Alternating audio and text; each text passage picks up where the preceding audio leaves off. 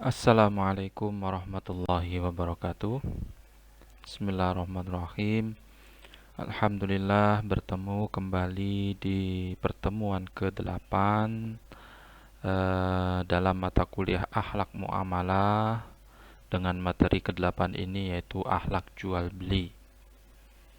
Yang sebelumnya di pekan kemarin kita membahas materi ke-7 tentang hakikat muamalah. Bagaimana sih Islam mengatur bermuamalah, bersosial, bagaimana jenis-jenis muamalah, ada adabiyah, ada apalagi itu kan, satu lagi. Kemudian bagaimana Islam mengajarkan kita ini bermuamalah, bersosial. Dan salah satunya dari bermuamalah dalam Islam atau bersosial itu adalah di dalam jual beli atau terjadi di dalam proses jual beli. Makanya di sini saya memberi materi tentang jual beli ini, bagaimana sih kita bermuamalah, bersosial yang kesehariannya tidak bisa lepas dari jual beli ini. Oke, mari kita bahas. Pertama adalah definisi dulu. Segala sesuatu dikaji, yang utama dan pertama adalah definisi agar kita paham betul. Paham dulu apa yang akan kita bahas, apa yang akan kita kaji.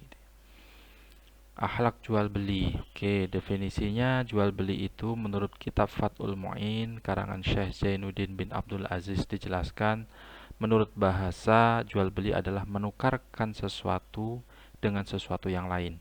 Barter ya. Jadi tukar menukar. Sedangkan menurut syarak atau hukum Islam ialah menukarkan harta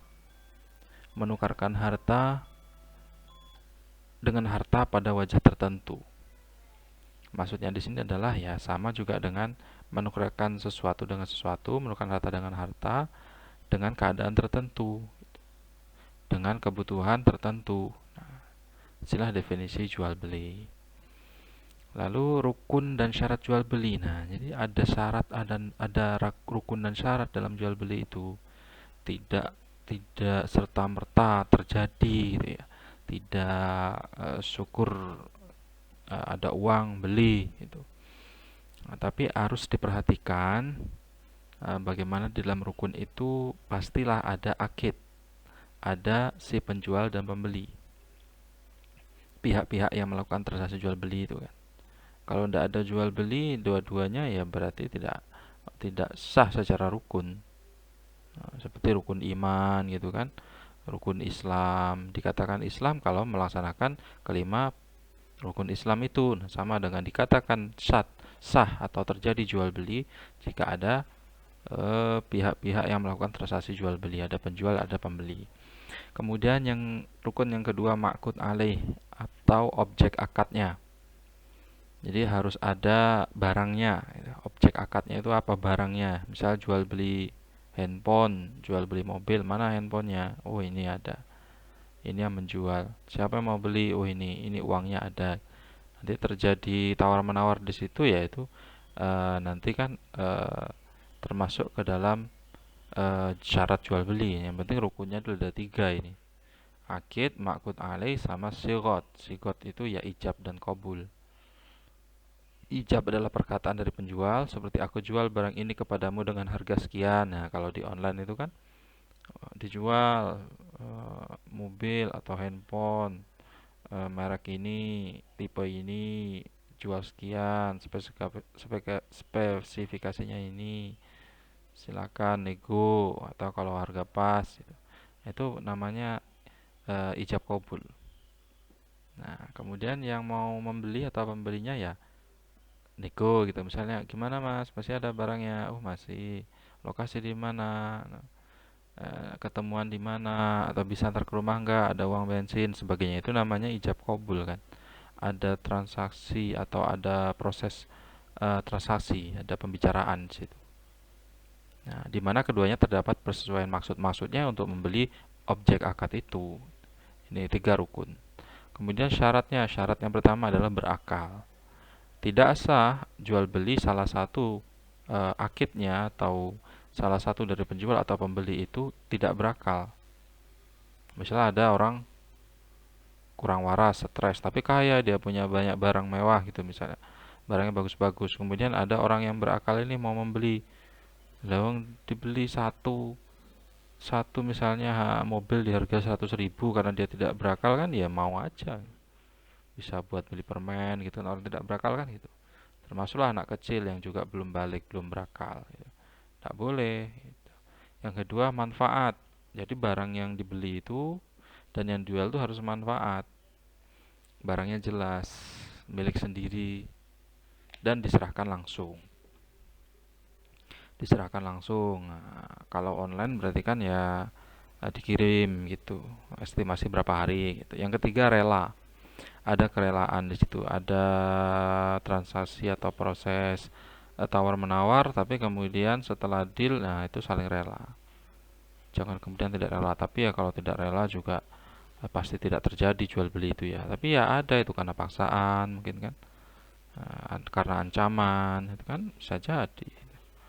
Ayo sudah tawar menawar harus beli barang saya sudah meluangkan waktu untuk melayani kamu, kok kamu tidak jadi beli. Kalau tidak jadi beli, saya bunuh keluargamu gitu misalnya kan.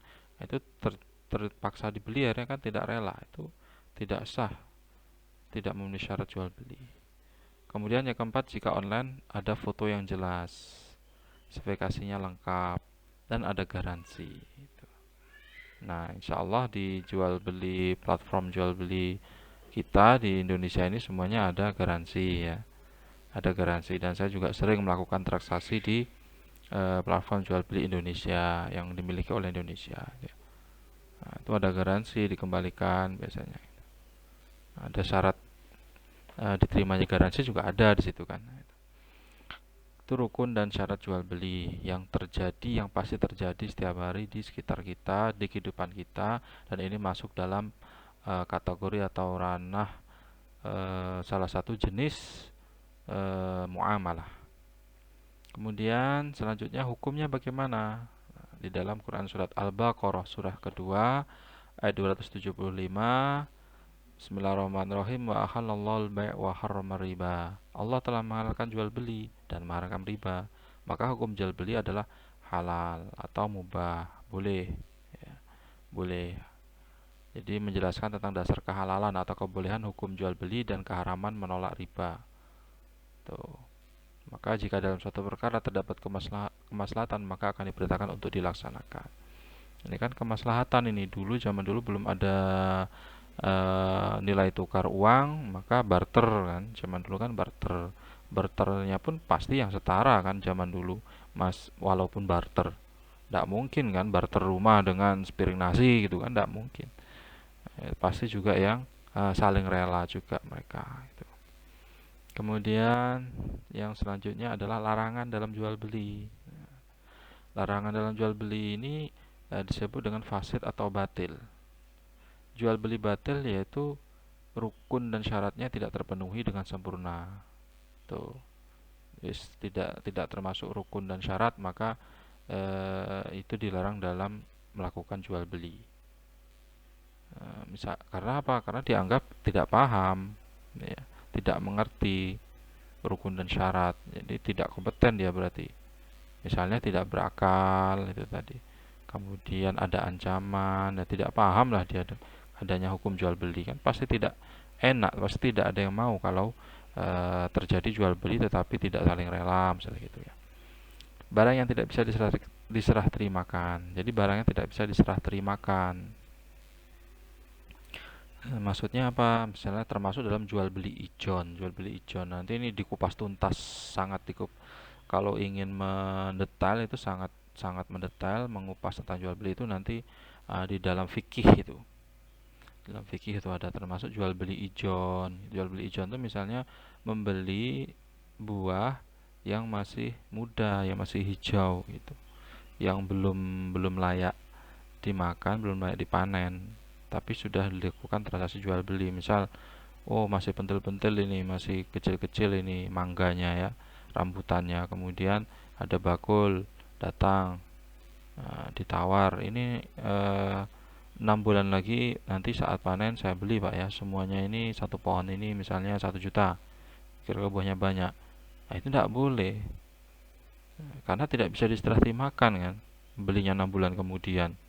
Lah tahu-tahu 6 bulan kemudian menjaga kerelaan itu tadi dalam syarat jual beli, saat mau panen 6 bulan kemudian buahnya tinggal dikit karena banyak yang rontok, banyak yang gugur, kena angin atau karena cuaca dan sebagainya gitu kan.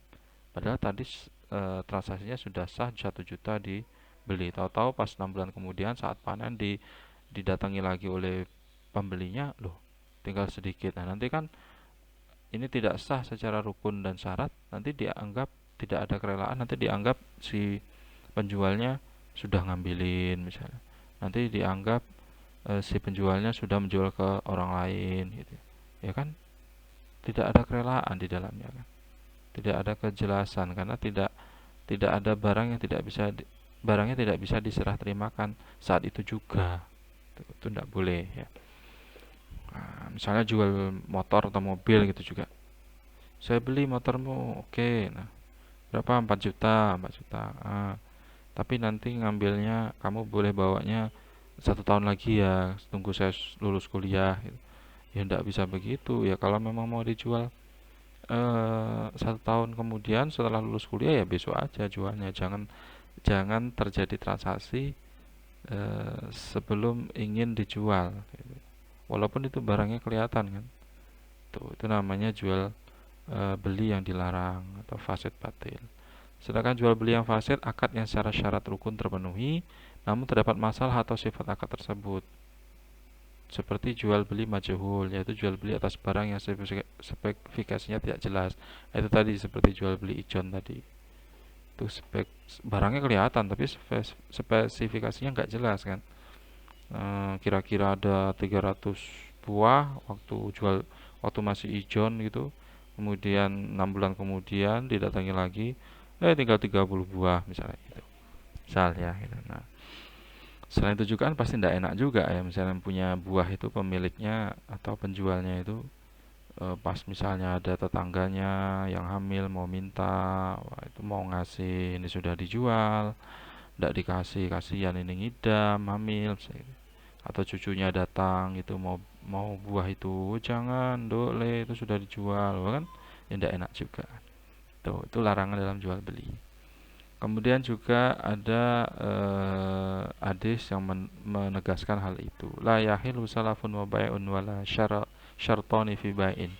Wala ribuhu ma lam tadman wala bai'u ma laisa indaka. Tidak halal menggabungkan utang dengan jual beli. Nah, ini yang pertama. Tidak pula dua syarat dalam jual beli. Yang kedua, tidak pula keuntungan tanpa ada pengorbanan. Ketiga, dan tidak pula menjual barang yang tidak kamu miliki. Empat. Ini tidak boleh menggabungkan utang dengan jual beli. Misal si A ngutang ke si B, ya. Tapi syarat si A, misal si A tadi yang mau ngutang ke si B, syaratnya oke, kamu boleh utang ke saya. Tapi beli barang saya nih. Misal si si B ini penjual HP misalnya, punya counter gitu, jual HP. Oke, kamu kamu boleh si A datang ke si B.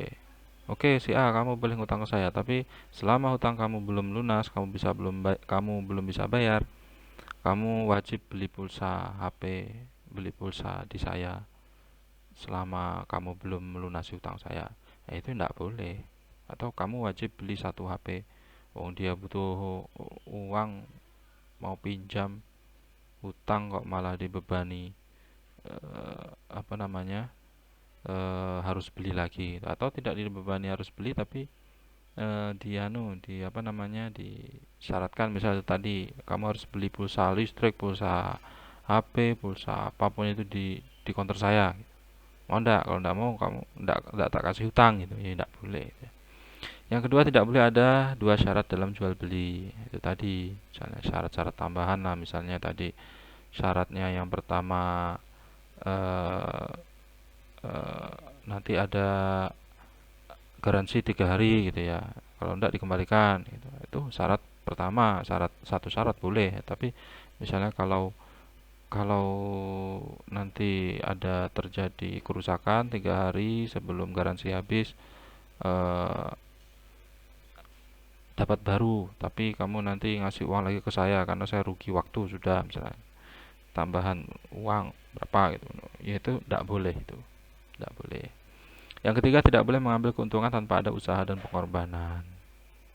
Ya maksudnya di sini ya keuntungan terlalu banyak, kemudian apa namanya, eh, tanpa ada usaha dan pengorbanan. Di sini berarti tidak ada usaha untuk menjual atau mempromosikan dagangan, tapi inginnya dagangan itu laku, misalnya menjual, disuruh menjual ke orang lain misalnya gitu ya. Tapi orang lain itu tidak diberi upah misalnya gitu. Ya itu tidak dibolehkan. Jadi dan eh, pengor- keuntungan dan keuntungan itu diraih dengan pengorbanan. Seperti bekerja lah gitu. Bekerja itu kan ya dengan niat mencari nafkah, ya pasti ada pengorbanan, pengorbanan waktu, tenaga gitu ya. Masa iya jual beli tidak ada, mau untung tapi tidak ada pengorbanan. Kemudian tidak boleh menjual barang yang tidak dimiliki. Jual jual barang milik orang lain, milik tetangganya, milik tonggone ora oleh. Wah, ini ada sepeda nganggur ini depan rumah tetangganya, kemudian difoto, diposting, dijual itu ya. Oh, enggak boleh itu. Ada HP temennya geletak, difoto, di-upload, dijual ya. Enggak boleh, itu bukan miliknya sendiri ya. Tak tonggone kok dijual-jualin. Bisa pidana nanti. Enggak boleh ya. Kemudian hiar, apa sih hiar? Hiar dalam jual beli. Hiar itu berarti memilih. Dalam bahasa artinya memilih. Menurut etika jual beli dalam Islam, hiyar itu berarti hak memilih bagi penjual dan pembeli sebelum melanjutkan transaksi apakah akan diteruskan ke proses akad atau membatalkannya. Ada tiga hiyar. Nah, jadi hiyar itu ya memilih, boleh memilih, misalnya beli mobil gitu ya, ngecek barangnya gitu.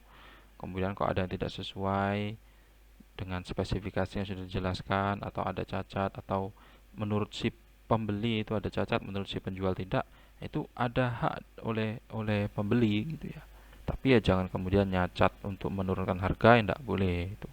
Ya kalau tidak setuju dengan adanya kondisi seperti itu, ya sampaikan ini seperti ini Pak, Mas. Eh, Tolong diberi potongan lagi karena saya harus menyervisnya, nanti saya harus apa namanya, membenahinya, butuh biaya, butuh tenaga gitu. Itu kan namanya transaksi, masih ada transaksi di situ. Atau hiar bisa juga, ada pilihan gitu ya.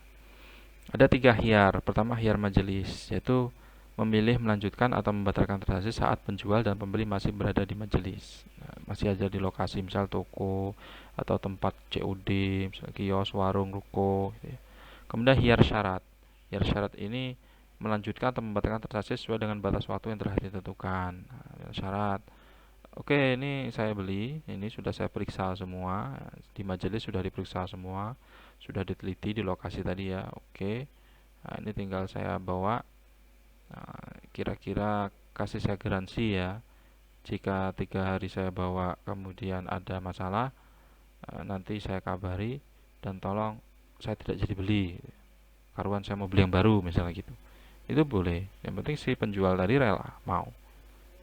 Atau saling menjaga ya, nanti takutnya kok apa namanya, kok takutnya nanti di kanibal gitu ya, sudah 3 hari ada yang dikanibal, diganti yang tidak orisinil barangnya, saling mencurigai gitu kan. Nah, supaya tidak terjadi hal seperti itu ya silakan dicoba sepuasnya, mau 1 jam 2 jam setengah hari, tapi sama si penjualnya gitu ya. Yang penting akadnya jelas gitu.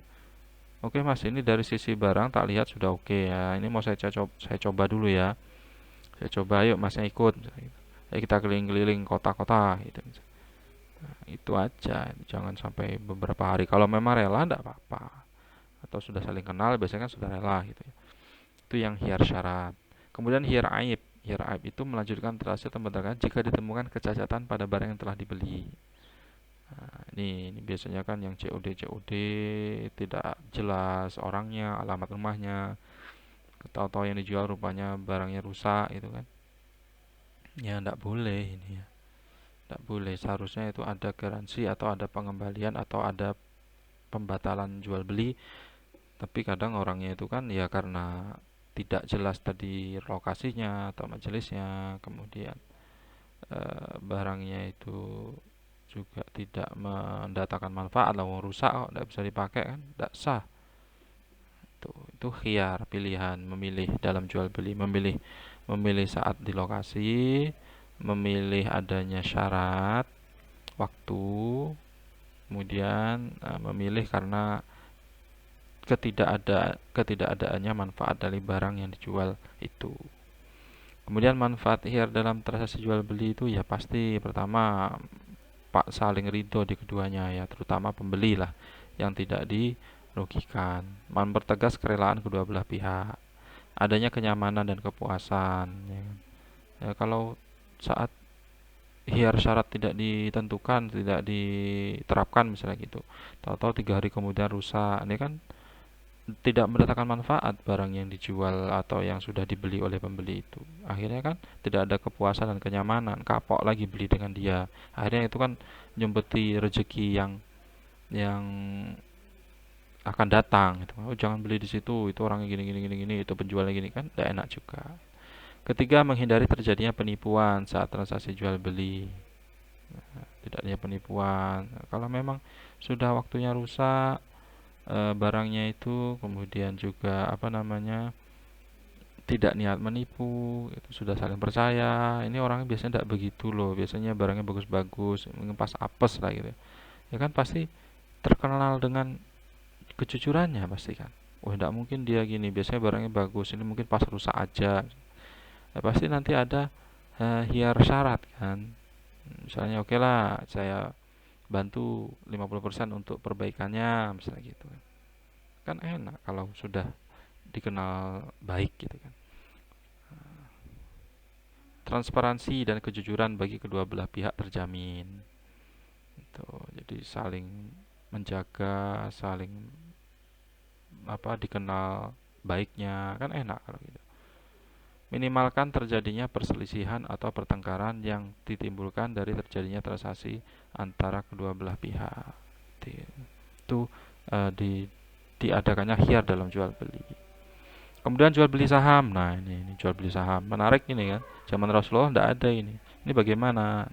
Saham adalah kepemilikan seseorang dalam suatu perusahaan atau investasi ya, yang diwujudkan dalam selembar kertas yang menerangkan bahwa pemilik lembar saham adalah pemilik perusahaan yang menerbitkan surat berharga ini. Dalam Islam itu disebut dengan syirkah musahamah atau perkongsian dengan cara penyertaan saham. Ya, hukumnya mubah atau boleh? Hukumnya mubah atau boleh? Ini saham saham syariah atau saham ya jelas lah, ini ya jelas. Misalnya ada suatu kelompok 5 orang misalnya ya, mau mendirikan sebuah perusahaan, misal perusahaan apa pakaian misalnya, pakaian muslim, misalnya pakaian muslim muslimah, pakaian pakaian muslim muslimah gitu ya. Nah, kemudian 5 orang sahabat ini, teman ini berinvestasi misal eh, sahamnya sama rata, modal dibutuhkan 100 juta, maka setiap orang ini invest 20 jutaan gitu ya. 20 jutaan, atau yang 5 orang, 1 orang yang menjalankan, maka 4 orang investnya, maka yang menjalankan ini tenaganya, yang 4 orang itu adalah modalnya atau investasinya, investmentnya. Berarti 25-an, 25 jutaan. Tuh. Kemudian dibuatlah surat perjanjian gitu ya. Depan notaris itu lebih baik, lebih bagus. Walaupun sahabat, namanya uang itu kadang tidak sahabat, kecuali sahabat kental, sudah kenal baik, saling mengingatkan dalam hal eh, kebaikan, ya kan. Itu boleh. Tapi lagi-lagi ya, untuk menjaga ke depannya ya harus ada konsultan hukumnya atau notaris gitu ya. Harus ada persaksian di luar 5 orang investment itu gitu. itu dibolehkan gitu. Jadi boleh ya, apa namanya, saham-saham yang jelas seperti itu boleh. Kalau saham yang tidak jelas seperti apa trading sebagainya itu walaupun itu apa namanya ada perdebatan ya, ada perdebatan, tapi saya lebih cenderung kepada yang tidak boleh atau haram. Karena itu sama seperti judi. Wah, hari ini kelihatannya tinggi nih, apa namanya, kurvanya. Nah, langsung invest, tanamkan 500 juta gitu. Wah, nanti dijual, dilepas, bisa jadi 100 kali lipat, 100% ini nanti. Bisa jadi 1 M ini nanti kan. Itu tidak ada usaha untuk keuntungan tadi di dalam rukun dan syarat jual beli kan, tidak ada usaha ya, apa namanya, hanya hanya mengira-ngira gitu ya, tidak jelas barangnya juga apa yang diputar di dalam invest yang dilakukan di situ, penanaman saham di situ, itu hindari hal itu kan subhat tidak jelas, dihindari saja. BBN jelas seperti ini, ada uang itu ayo modal kumpulin sama teman, buka usaha apa gitu kan, kayak yang lagi in ini kan, Crazy Rich di Surabaya itu kan, mereka kan konglo kan, anak-anak konglo gitu berkumpul mendirikan perusahaan, saling invest di situ, apa gitu, jual jual beli mobil mobil kendaraan, mobil sport sebagainya gitu. Di situ ada pegawai dan sebagainya, jelas seperti itu. Buka apa namanya, buka eh, warung misalnya, warungnya nanti ada franchise gitu ya, itu lebih enak seperti itu. Saham yang haram yang berbersih barang yang haram, misalnya perusahaan mau mendirikan perusahaan miras, perusahaan sabu-sabu gitu. Itu perusahaan tempat hiburan malam yang di situ ada jual beli miras, di situ ada transaksi, mohon maaf, PSK begitu. Wah, itu haram ya. Haram itu untuk investasi atau saham di situ haram, itu berarti barangnya jelas itu haram, makanya tidak boleh. Oke, itu pembahasan kita pekan ini kali ini tentang jual beli yang di dalamnya adalah termasuk yang paling sering kita lakukan, laksanakan dalam bermuamalah. Oke, untuk teman-teman mahasiswa yang masih bingung dalam materi kali ini, yang masih ingin ditanyakan, silakan kita diskusi, tanyakan di Google Classroom di kolom komentar. Maksimal 3 penanya. Nanti teman-teman yang lain kalau sudah ada 3 penanya ya jangan bertanya lagi, yang lain silakan membantu menjawab, menambahkan, meluruskan di kolom komentar tersebut. Dan itu menjadi nilai poin ujian tengah semester. Oke, saya akhiri. Wassalamualaikum warahmatullahi wabarakatuh.